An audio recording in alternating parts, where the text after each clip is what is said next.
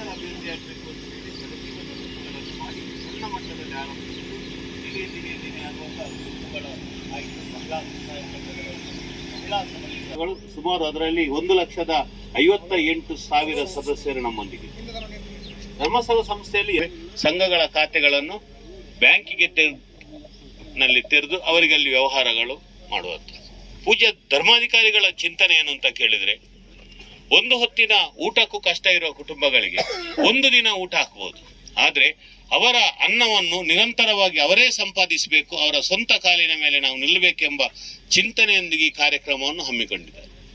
ಸಾಮಾನ್ಯವಾಗಿ ಬ್ಯಾಂಕುಗಳು ಧರ್ಮಾಧಿಕಾರಿಗಳ ಜವಾಬ್ದಾರಿಯಲ್ಲಿ ಸಾಕ್ಷಿಯೊಂದಿಗೆ ಸಂಘದವರಿಗೆ ಹಣಕಾಸಿನ ವ್ಯವಹಾರವನ್ನು ಮಾಡ್ತಾರೆ.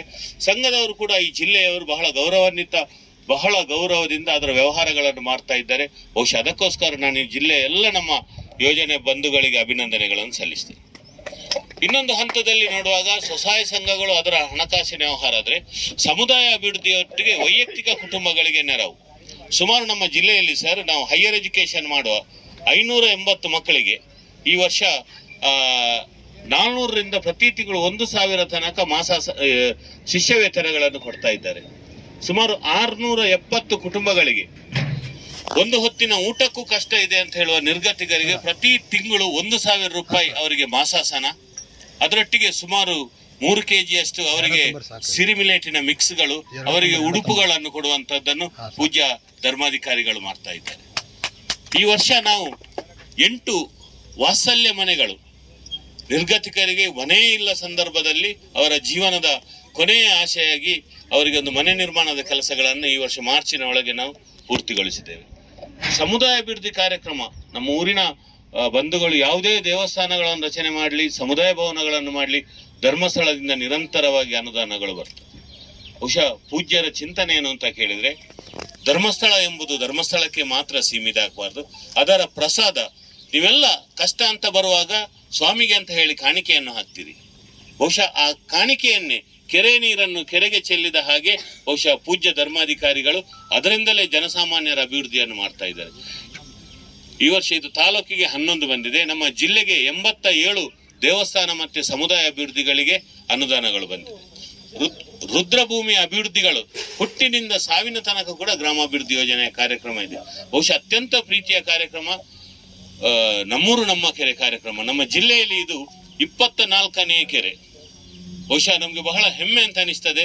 24 ಕೆರೆಗಳಿಗೂ ಕೂಡ ಧರ್ಮಸ್ಥಳದಿಂದಲೂ ಅನುದಾನ ಬಂದಿದೆ.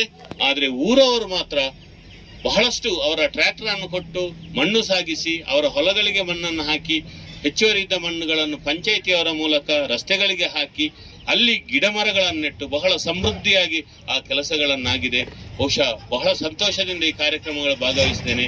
ಸಣ್ಣ ಕೆರೆ, ಚೊಕ್ಕದಾದ ಕೆರೆ, ನಾವೆಲ್ಲ ಸೇರಿ ಈ ಕೆರೆ ಕೆಲಸವನ್ನು ಅಚ್ಚುಕಟ್ಟು ಮಾಡಿ ನಿರಂತರ ನೀರು ನಿಲ್ಲುವ ಹಾಗೆ ಬಹುಶಃ ನಮ್ಮ MLA ಸಾಹೇಬ್ರು, MP ಸಾಹೇಬ್ರು ಇಬ್ರು ಇದ್ದಾರೆ. ನೀರಿಗೆ ಅವರೊಂದು ವ್ಯವಸ್ಥೆ ಮಾಡ್ತಾರೆ ಅಂತ ಹೇಳುವ ನಂಬಿಕೆ ಖಂಡಿತ ಇದೆ. ಈ ಸುಮುಹೂರ್ತದಲ್ಲಿ ನಾವು ಭೂಮಿ ಪೂಜೆ ಮಾಡಿದ್ದೇವೆ. ಕೆರೆ ಕೆಲಸ ಅಚ್ಚುಕಟ್ಟಾಗ್ಲಿ. ಭೂಮಿಗೆ ನೀರಾದ್ರೆ ರೈತರ ಜಮೀನುಗಳಿಗೆ ಬೋರ್ವೆಲ್ಗಳು ರೀಚಾರ್ಜ್ ಆಗ್ತದೆ, ಪ್ರಾಣಿ ಪಕ್ಷಿಗಳಿಗೆ ನೀರಾಗ್ತದೆ.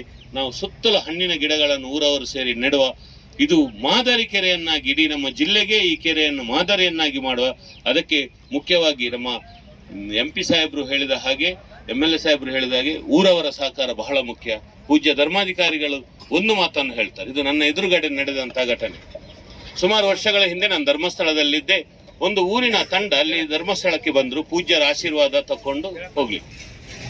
ಎಲ್ರು ಕೂಡ ಹೇಳಿದ್ರು, ನಿಮ್ಮ ಸಂಘದ ಕೆಲಸ ಹಾಗೆ ಆಗ್ತದೆ, ಹೀಗೆ ಆಗ್ತದೆ, ಚೆನ್ನಾಗಿ ಆಗ್ತದೆ, ಮತ್ತೊಂದು ಆಗ್ತದೆ ಅಂತ. ಪೂಜ್ಯರು ಒಂದು ಮಾತನ್ನು ಕೊನೆಗೆ ಹೇಳಿದ್ರು, ನೀವಿಷ್ಟು ಚೆನ್ನಾಗಿ ಆಗ್ತದೆ ಅಂತ ಹೇಳುವಾಗ ನಿಮ್ಮ ಊರಿನ ಜನ ಚೆನ್ನಾಗಿದ್ದಾರೆ ಅಂತ ಅರ್ಥ. ಯಾಕಂತ ಹೇಳುವಾಗ ಸಂಸ್ಥೆ ಒಂದೇ ರೀತಿ ಕೆಲಸ ಮಾಡ್ತಾ ಇದೆ. ಊರವರ ಸಹಕಾರ ಇದ್ರೆ ಮಾತ್ರ ಆ ಕೆಲಸಗಳು ಅತ್ಯುತ್ತಮವಾಗಿ ಆಗ್ತದೆ. ಹಾಗಾಗಿ ಈ ಎಲ್ಲ ಕ್ರೆಡಿಟ್ ನಿಮ್ಮ ಊರವರಿಗೆ ಸಲ್ಲಬೇಕು ಅಂತ ಒಂದು ಮಾತನ್ನು ಹೇಳಿದ್ರು. ಅದೇ ರೀತಿ ಈಗ ನಮ್ಮ MLA ಸಾಹೇಬ್ರು ಹೇಳಿದ ಹಾಗೆ ಅವರು ನಮ್ಗೊಂದು ಭಗವತಿ ಕೆರೆಯನ್ನು ಮಾಡಿಕೊಡ್ಬೇಕೆಂಬ ಸೂಚನೆಯನ್ನು ಕೊಟ್ಟಿದ್ರು ಹಿಂದೆ. ಅವರ ಸಲಹೆಯಂತೆ ನಾವು ಆ ಕೆರೆ ಕೆಲಸಗಳನ್ನು ಮಾಡಿದ್ದೇವೆ. ಆ ಊರವರು ಕೂಡ ನಮಗೆ ಬಹಳ ಅದ್ಭುತವಾದ ಸಹಕಾರಗಳನ್ನು ಕೊಟ್ಟಿದ್ದಾರೆ. ಅದೇ ನಿರೀಕ್ಷೆಯಲ್ಲಿ ಅದಕ್ಕಿಂತಲೂ ಹೆಚ್ಚು ಸಹಕಾರ ಇಲ್ಲಿ ಸಿಗ್ತದೆಂಬ ನಿರೀಕ್ಷೆ ಇದೆ. ಹಾಗಾಗಿ ಎಲ್ಲರಿಗೂ ಒಳ್ಳೆಯದಾಗ್ಲಿ. ಯೋಜನೆಯ ಕೆಲಸದಲ್ಲಿ ಇನ್ನಷ್ಟು ನಾವು ಒಟ್ಟಿಗೆ ಸೇರಿ ಸಂಸ್ಥೆ ಅನುದಾನಗಳನ್ನು ಹೆಚ್ಚು ನಮ್ಮ ಊರಿಗೆ ಬರುವ ಬಗ್ಗೆ ಪ್ರಯತ್ನಿಸುವ ತಮ್ಮೆಲ್ಲರಿಗೂ ಒಳ್ಳೆಯದಾಗ್ಲಿ ಅಂತ ಹೇಳಿ ಹಾರೈಸ್ತಾ ಮಾತನಾಡ್ಲಿಕ್ಕೆ ಅವಕಾಶ ಮಾಡಿಕೊಟ್ಟ ನಮ್ಮೆಲ್ಲರನ್ನು ವಂದಿಸುತ್ತಾ ನನ್ನ ಮಾತನ್ನು ಮುಗಿಸ್ತೇನೆ. ಜೈ ಗ್ರಾಮಾಭಿವೃದ್ಧಿ. ಗ್ರಾಮ ಪಂಚಾಯತ್